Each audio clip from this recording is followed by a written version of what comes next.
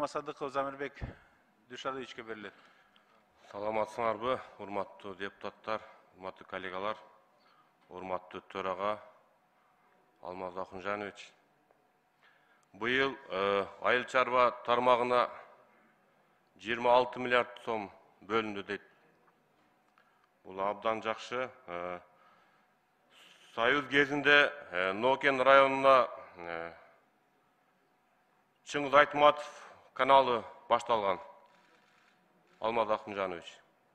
Кече бул маселе боюнча төрага көтөрдү. Нуржигит Кадырбекович дагы сунуш кылды.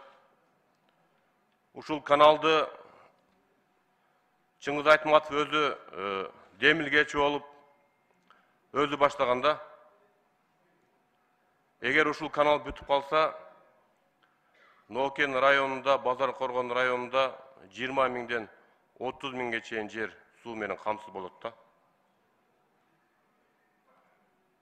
Урматтуу төрага, ушул маселенин дагы убакыт сааты келди окшойт. Кече өзүңүз маселени көтөрдүңүз, колго алсаңыз, протоколдук тапшырма берсеңер. Экинчи маселе, Аксы районуна караштуу Жаңы жол айыл аймагында терс участкасында. Алмаз Акунжанович, сел келип 5 гектар жерде элдин үлүшүн сел алып кетиптир. Жарандар кайрылып атат да, аз муундарыбыз бийликке жетпей атат дейт. Тапшырма берип койсоңор, протокол тапшырма берип. Үчүнчү маселе, Нокен районуна Бүргөндү айыл аймагында Буркан айылынын тургундарынан кайрылуу келди.